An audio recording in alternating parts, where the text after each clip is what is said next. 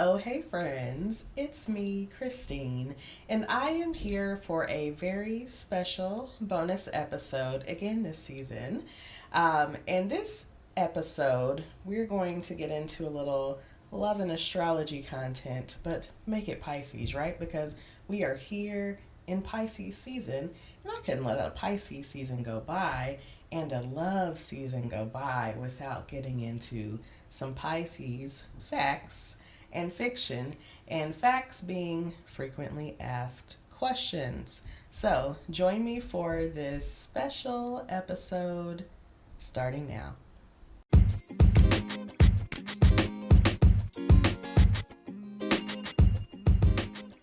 Welcome to the I'm Such a Pisces podcast. We're two friends taking an explorative journey into all things astrology and a little woo. I'm Christine. I'm a creative, intuitive counselor and coach, and astrology enthusiast. We Pisces like to wear all the hats. You can find me on IG at the Dreamy Piscean. And I'm Shelby. I am a licensed social worker, a big feelings person, and a light skeptic. Here to learn all the astrological things. You can find me on Twitter at Shelby Tweeting, and being a Cancer rising on Instagram at Shelby Cooking Things. Welcome to our show.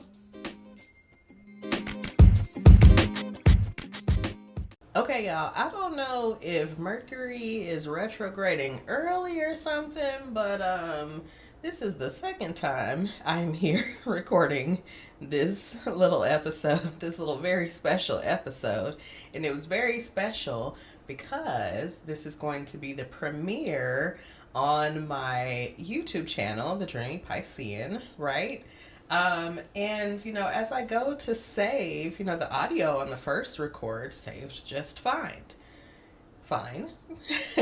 And then, I go, I'm uploading the video, and the video stops uploading in the middle, and it has that little red triangle with the exclamation point. I'm like, oh, hell no, not that little symbol. I'm like, I click on it, I'm like, okay, it lets me retry. I'm like, okay, let's retry. Anyways, the video's gone. So here we are, round two. It's like, can we make greatness happen twice? Yes, we can. Si se puede. Shelby's not here to my Spanglish.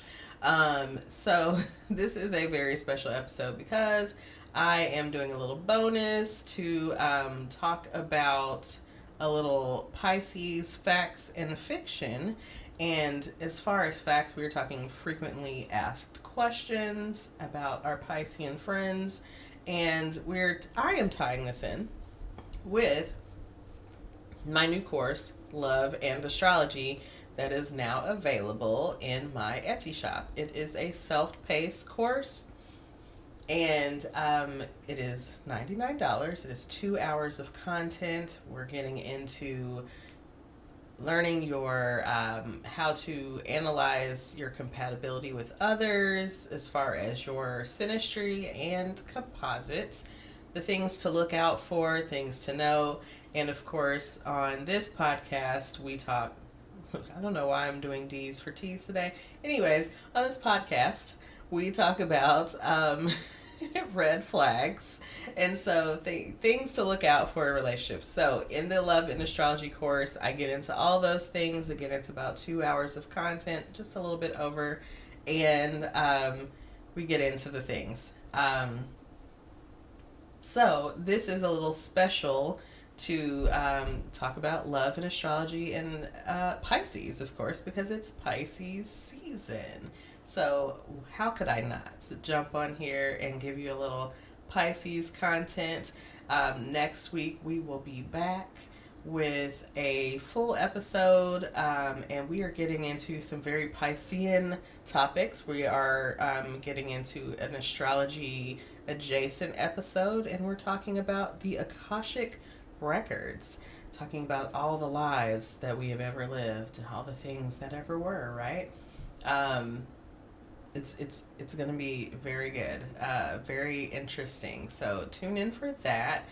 Shelby will be back, and we'll be getting into the very woo-woo woo things. So until then, we'll get a little into some Pisces facts and fiction. And hopefully this time everything works out for the video. So, I'm telling you, this will premiere on the website, on the YouTube, but I hope it does. But if it doesn't, the show must go on and we will have audio. And we'll figure it out the next time. But, I'm not gonna record it a third time.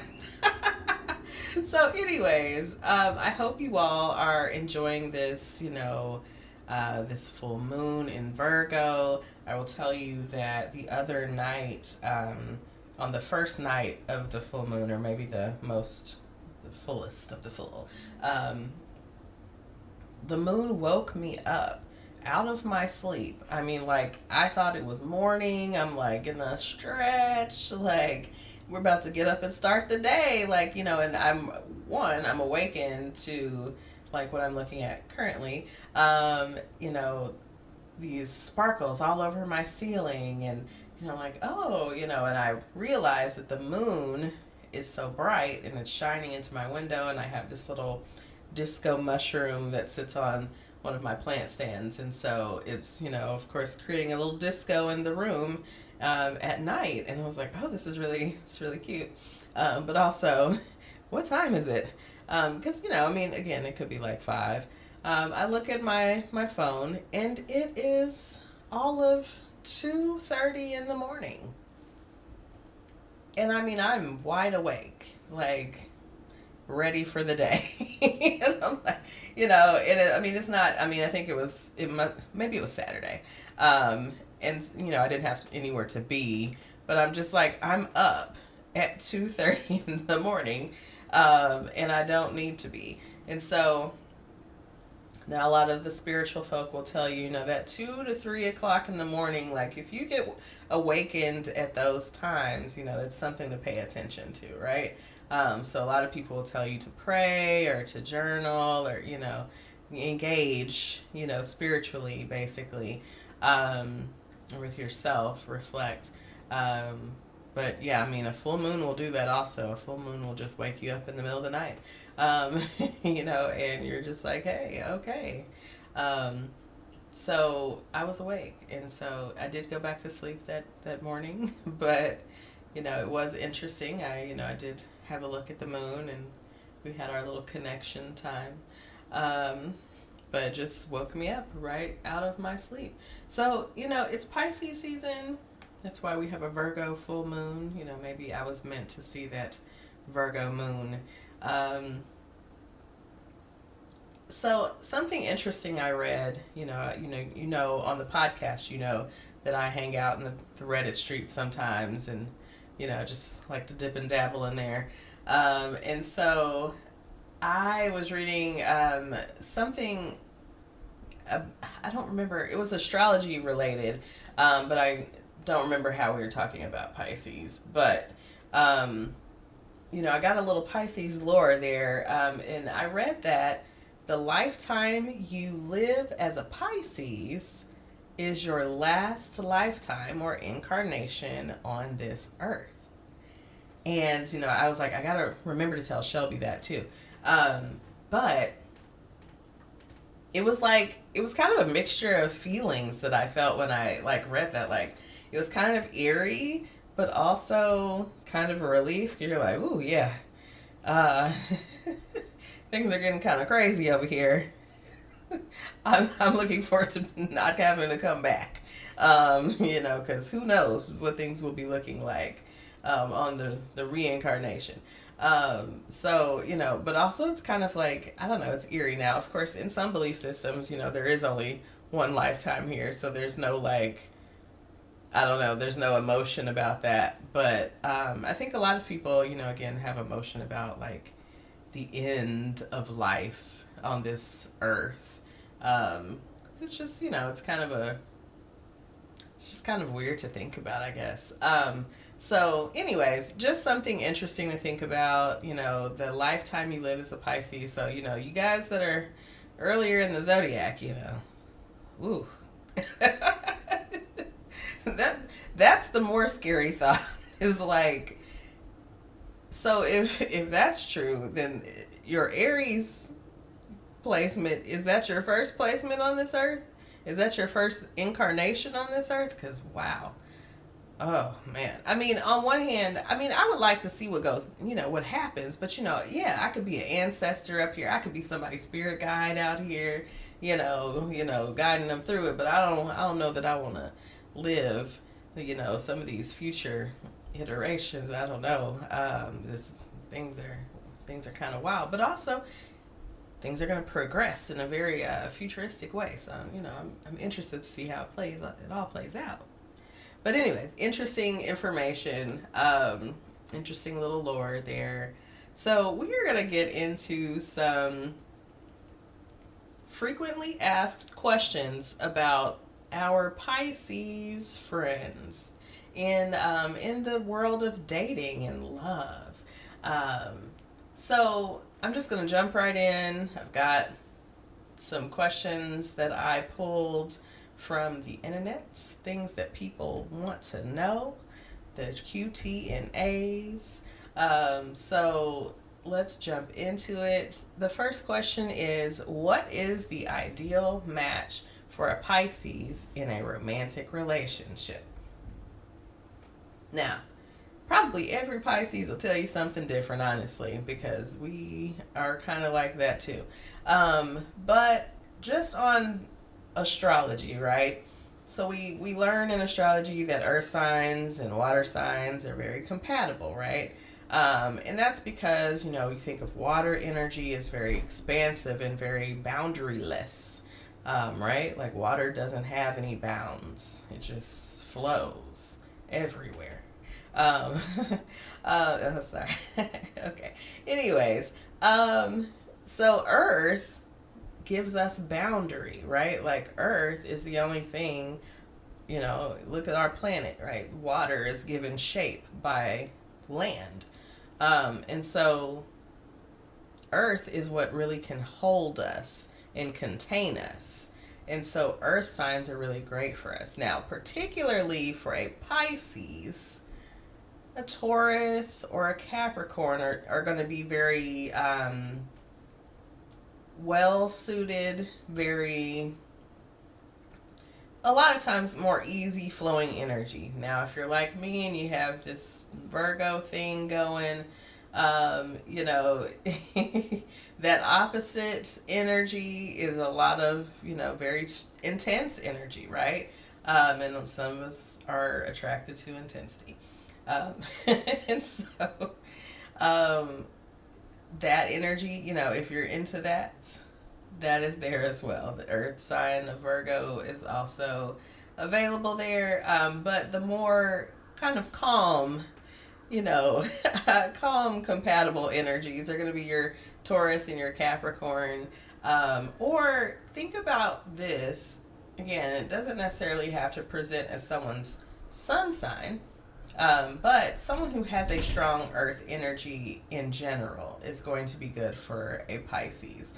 Because again, we're going to need someone who can really just hold all of this and contain all of this, because there's a lot. And once we really open up, which is something we'll talk about down the line here, but once we finally open up, there is probably going to be much to be contained. So, we want to find out that you can handle all of this. Okay, so next question. How do Pisces handle breakups and heartbreaks? Ooh, well, not well. Now, again, this is a Pisces, right? Like this is like where we excel, actually. Like, we are going to do the sadness, okay? We are going to perform the things all the hard, like we're going through it feelings, like that's where we shine. We can do this well.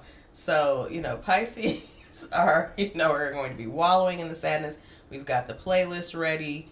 We've curated it for all the depth of crying that we need to do, and the feeling that we need to do.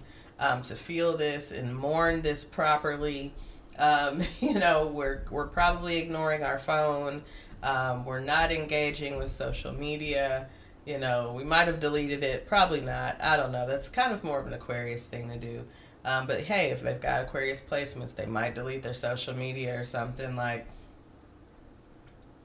you're going missing. You know what I mean? Like, people got to check on, they say check on your strong friend. I'm like, check on your Pisces friend. If they're going through a breakup, they're probably acting like it's fine. But, like, they're at home, just, they're wallowing, okay? And, sometimes we can't be, hanging out in that level of depression, right? So we really do have to make sure we have a good self-care practice. So that is, a tip for Pisces. Also, as we grow and as we evolve and as we mature, finding, that strong self-care practice, and learning how to really reach out for help before it gets bad. That's one of the things that I have read, that people are very frustrated about Pisces, that we do not ask for help until things are like so bad that they are almost unrecoverable. So I'm like, that felt relatable to me. So heard for all of us, I guess, like, okay, I thought that was a personal thing, but maybe it's an energy that is part of the Pisces energy. So anyways, how do we handle breakups? Not great. I mean, we're just, again, we're wallowing in it. So check on your Pisces friend, because they're likely somewhere in a hole. Or sometimes we lean towards that Aries side, and we might be in the streets. That does happen as well. So, it's one or the other. And it might be both.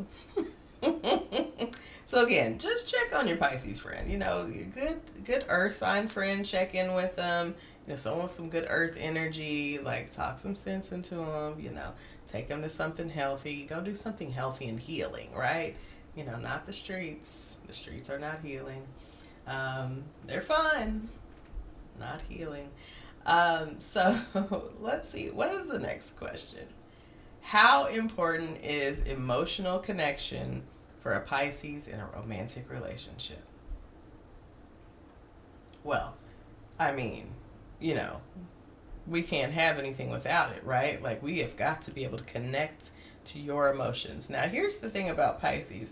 We often want people to open up to us, and we're very compassionate, and we get into the things, and, like, all of a sudden you're their therapist, but we sometimes are a lot more closed than we even think we are, emotionally. So part of that is, like, when the Pisces, when you have connected to the point where the Pisces is opening up to you, like, that's kind of when like, oh, okay, we're here. Because we'll kind of hold back a little bit. I think it's more of a mechanism of, we're trying to make sure that this person can really, again, hold all of what we have going on. Because, we've probably been told throughout our life that we are a lot, right? We got a lot going on. We're just kind of different, whatever. So, like, you might just want to make sure that the person can handle all of this. Yeah, we absolutely want an emotional connection. That's very, key, right? Pisces is a very emotional sign. We're very connected emotionally. And so if we can't have an emotional connection, then, well, we might entertain something strictly physical, but we prefer, again, in a romantic relationship, yes. Like, now, if we're parsing between, just a casual situation, we may not require emotional connection, but we'll probably still want it subconsciously. Next question. Do Pisces believe in soulmates and true love? So Pisces, again, is a very idealistic sign, And so, yeah, Pisces definitely believe in soulmates and true love. Like, again, now, not just Pisces sun. This is very much like you could have a person who is not a Pisces sun, but who might have some other Pisces placements, especially personal placements that may make them seem more Piscean, right? So these people, again, Pisces is very idealistic, and so we're very much, inclined towards the ideal of like this one true love and this one person who's going to be just perfect for you, and they're just going to be the perfect complement, and like when you meet them, like things are just going to like make sense or whatever, you know what I mean? Like that's a very Piscean, like just run off with this ideal of what this one love is going to be, like this true love. It's also very Libra thing as well. So yes to that. And soulmates is slightly different, but also Pisces is very, inclined spiritually, and so like that soulmate, that again, that soul connection that you're meant to have will also be something that Pisces is going to be very attracted to, that idea of. Now, going about that, we'll get into it, right? Pisces, we've got some things to grow from, definitely, as far as relationships. So, the next question is, do Pisces prefer long-term committed relationships or casual dating? So, again, idealistically, Pisces would love a long-term committed relationship. We, think about, that this is an energy that likes to merge, it likes to be connected, it likes to be with you. Some people call it clingy, right? Like, some Pisces probably struggle with codependency.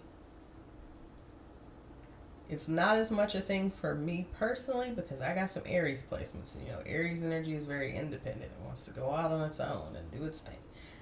So, but I feel those things sometimes. And it's like, it's a kind of a back and forth. You want to be with them, but you also like, but I need some time to go do me. Just need my me time. So that allows for a balance for me. But again, Pisces energy very much wants to be with, right? And so commitment, long-term commitment is like, yeah, that's a great way to like have someone to be with all the time, right? And so that's very ideal. But then you have this thing about Pisces, right? That sometimes they have an issue with cheating. So then it's like, well, why don't they just go for casual dating, right? Like if you just want to kind of date around, you want to talk to different people, whatever, why don't you just do that? Because again, Pisces likes the comfort and like the stabilization that they get from one relationship. Like I have a home to go to, like there's my person that's there, blah, blah. But they are, sometimes, can be lured away. They can go astray. They can, Pisces men, we're looking at you because, there we had a whole episode. If you haven't listened to the episode on the I'm Such a Pisces podcast of, Dear Pisces Men, it is literally our most popular episode of all time. And, from all the streets that I've been in to astrology streets, like people have a lot to say about Pisces men. And so I'm sure us Pisces women aren't, too far behind in the critique, but Pisces men are not having a good time. Like they've been catching it for like the last few years, really. So I've read some things. I have read some things. So, again, our Pisces brothers, like, can get it together. I don't know. Pull it together, y'all. Anyways, let's move on. I say, they do prefer long-term relationships, though they probably should spend more time in casual dating until they really find a partner that they really want to be fully committed to. So, next question. What role does intuition play in Pisces decision making in relationships? So, when I talked about this earlier, I said, I think this comes down to where Pisces is in their journey. The lessons that they have learned, like where have you learned the lessons yet, right? Because yes, Pisces is a sign that is known for their intuition, but Pisces, I believe, is a sign that has to learn to connect to their intuition. Like, personally, I have, in my lifetime, had to learn to really connect to and listen and trust my intuition. And I've done a lot of training with it. And I'm better now, but there are moments and it's like, oh, nope, you didn't trust it. It always immediately shows you that you should have trusted it. So I would say a Pisces that has done some growing and evolution in their journey in life probably does use a little more intuition in their decision making in relationships. Now, age does not necessarily necessitate that they have done this growth. So don't be confused that you might know a Pisces friend that's, somewhere a little more upper in their age that are still making some pretty poor choices in relationships. Because one, we are known to do that, right? We've got a little, I don't know if it's a savior complex, because I'm like, whoa, is that what it is? But it's some kind of, something that makes us want to save people or makes us want to help people. Or, we could just, they're just almost there, and we want to fix. I don't know what it is. We love a project, but, it's time to let it go. Let's go to something that, just something that's already intact, like let's try that out, Pisces. So, I think as Pisces mature,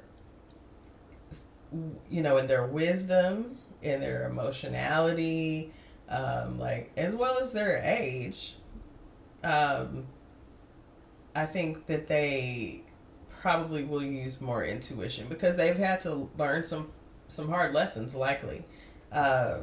So that intuition, that wisdom does kick in. Now, intuition and wisdom, different, but learning to listen to both.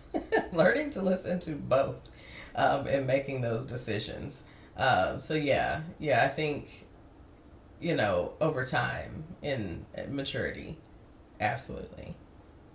How do Pisces deal with jealousy and possessiveness in a relationship? So I think, again, a younger Pisces or Pisces earlier along in their journey in life, I think sometimes can be a little more entertained by this and kind of feel like, oh, that's love, right? Like this person, like, wants me all to themselves and like they get jealous when I talk to other people. But really, we know as we, grow and mature that those traits are really insecurities that people have to deal with on a personal level, whether it's with their shadow work, whether it's visit to a therapist, and not just one visit. But those are things that you want to work on, right? We all have shadow. We all have things that we have to work on. So I think as a Pisces grows again and matures in their life journey, that they learn that those traits are not fun or entertaining, that they're like, oh, these are kind of red flags, right? We talk about red flags on this show. If you haven't heard that episode, that's from this season, you should check that out. But yeah, like we learn to start listening to it eventually. Well, sometimes we just fly against the wind, we go against the wind. Like, yeah, I know this looks bad, but I'm in it and I'm gonna go for it. So we're familiar with both. Um, okay, do Pisces value physical intimacy as much as emotional connection in a relationship? Now, this one's interesting because Pisces, I'm not sure how commonly known it is, but Pisces is, a fairly sexual sign, sensual, sexual. I think we talked about on our podcast in the first season, we talked about like sex drives of all the signs, and Pisces is pretty high up there. Of course, we have, Aries and Scorpio being at the top. But Pisces was quite high up there on the list. And so I don't know if that's always a known thing. Of course, we're sitting right next to Aries. And so that physical intimacy is going to be quite important for Pisces as well. It's probably also connected to that whole cheating thing. But that's not an excuse. It's not an excuse. But we also know that emotional connection obviously is paramount, right? And so I think for many Pisces, it could look a little more like equal. I mean, again, individually that can vary wildly, right? But just like on Pisces energy alone, I think those levels could be more along the lines of equal because both of those are going to be very important to a Pisces. Are there common challenges that Pisces face in relationships, and how do they overcome them? So I talked about two things. So I talked about communication issues. Pisces, have been criticized for not being the best at communicating their issues. Again, especially when there are things that they need help with, if there are things that are problems, we tend to avoid them. We tend to try to escape problems. Those things feel too hard, right? We don't want to deal with those things. So, we don't communicate through issues all the time. And the other thing is boundaries. And boundaries show up in several ways, in many, many ways, honestly, when you don't have them or you don't have strong boundaries. So those boundaries can show up in your financial life, which is a very one of those pillars of relationships, right? Those boundary issues can show up again in communication. Those boundary issues can show up in so many places that can really be very critical to your relationship. So it's important to kind of see those things when you are in your dating phases, right? Like, especially if you're dating with the intention of, moving forward with a partner, into marriage and lifetime partnership. You're wanting to, look at those things pretty, eyes open, right? So just seeing that, and again, it doesn't mean that throw the whole person away, right? But they might have some growing to do. They're just not there yet. But you definitely want to, have some boundaries, right? And we have to learn those. That's a thing that Pisces definitely, one of those lessons in this lifetime as a Pisces, that we learn those boundaries. And we have experiences and people that come into our lives to teach us that, right? We can probably all recall a story right now. So, next question. Do Pisces individuals believe in love at first sight? Oh, wait, okay, hold on. Did I say how to overcome them? I didn't say how to overcome the problems before. Okay, hold on. Rewind, let's go back. Okay, so we talked about boundaries and communication as the issues, right? But how do we overcome them? So, I think of this a little bit like We talk about, in a recovery setting or whatnot, which is very appropriate when we talk about Pisces. But we talk about admitting that you have a problem, right? And so, now I should clarify that I have worked in the recovery space as a therapist. I'm not in recovery myself, given that you've heard me on this podcast. So I don't want there to be any confusion there. But in that space, there's conversation about, that first step, right? Being admitting that there's an issue, right? So you have to be able to have self-awareness to see that, okay, there's a problem. There's an issue here. There's a barrier here. There's something that's keeping us from going forward. There's something that's creating a tension. Whatever it is, you have to be able to see that, right? We can talk about doing shadow work. We can talk about doing, journaling. We can talk about going to see a therapist.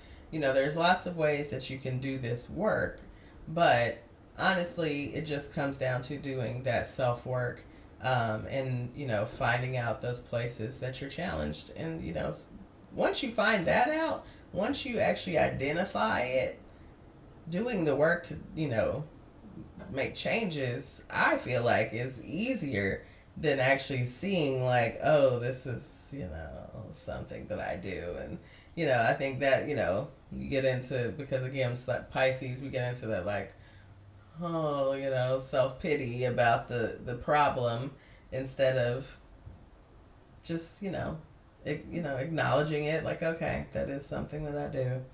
All right. Yeah. Okay. I need to do A, B, and C to fix it. Okay. But yeah, then we're going to go into like, oh, I'm so terrible. Woe is me. Woe is me.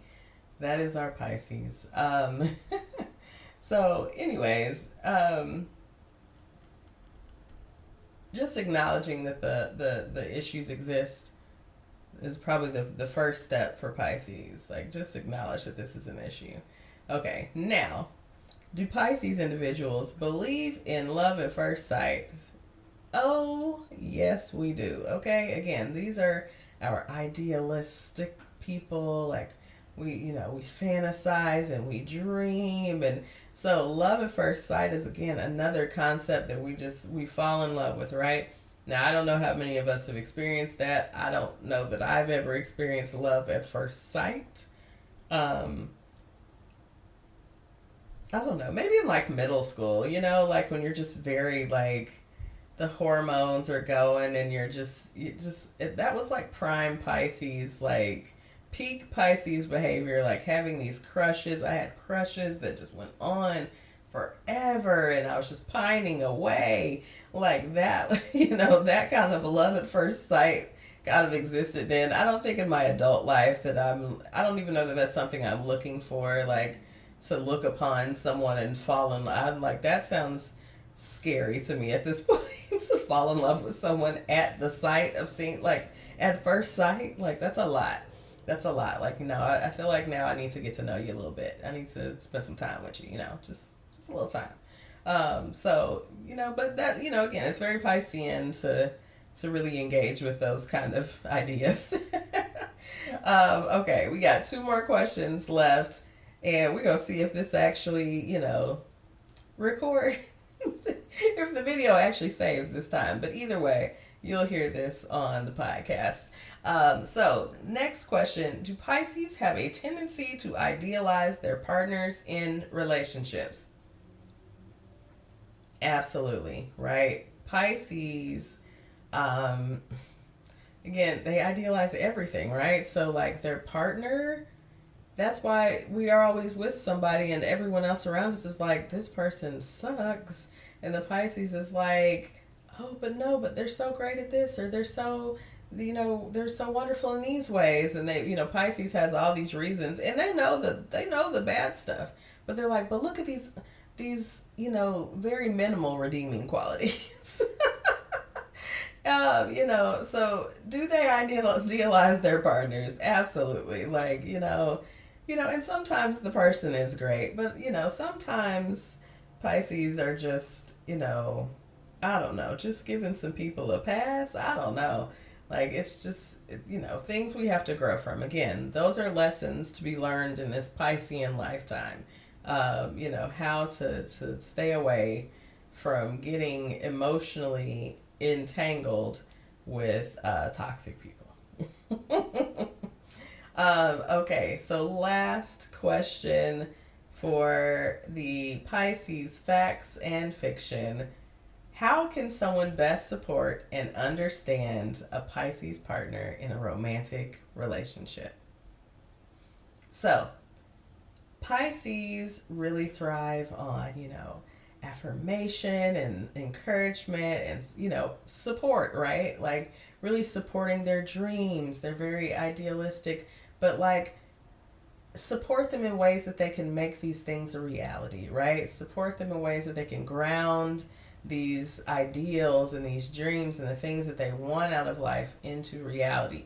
That's a great way to support and understand a Pisces partner, because understanding them means to know that they don't always know how to make that thing real, right? Because they live very much in this ethereal, this like spiritual, like just this very ideal world and realm. Like they live in this space up here, and if you're watching, the video, you can actually see me. They live up in this little space, this auric space, all up in there, right, in spirit space. And so they don't always know how to bring all of that into the very real, world, into this earthly plane. And so, really being someone who can like do that for them, who can guide them in those ways, not necessarily do it for them, but guide them, be supportive in those ways, that's going to go a long way, right? In any kind of relationship with a Pisces. But in a romantic relationship, someone who is going to be, firm but loving, right? Like, again, we need a little bit more of that firmness, that, that earth energy. But also, we want somebody who's compassionate, who's going to care for us, and who's, going to be loving towards us. We need someone who's going to actually, be how we are to other people. And understanding that Pisces, again, we walk into a lot of situations, but we do endure and encounter some, manipulation and abuse along the way, probably on the journey, right? And so just someone who is loving with us and kind and gentle, but also, has some firmness for, those spaces we need, some boundaries, right? So that's how you can best support and understand your Pisces partner. So y'all, that's all for these Pisces facts and fiction. So again, next week we will be back, Shelby and I, here on the I'm Such Pisces podcast with another episode, and we are again jumping into the Akashic records, getting very woo for this Pisces season. So look out for that. And you can catch this podcast, the video version, if it uploads, y'all. You can catch it on the Dreamy Piscean YouTube channel. That is the Dreamy, Dreamy, Piscean, Piscean. And that is at YouTube. Again, you can get to all of those things from my social media, whether it's Instagram, TikTok, maybe even maybe Facebook. I'm not sure, but definitely those two. You can get to the link in my bio, and you can get to all the things. But definitely check that out, and check out the new Love and Astrology course. Again, that is in my Etsy shop, and that is, you can get to that through the link in my bio, or you can look up the Dreamy Piscean on Etsy, and that is a self-paced course. Come and join me, have a good time in there, and check that out.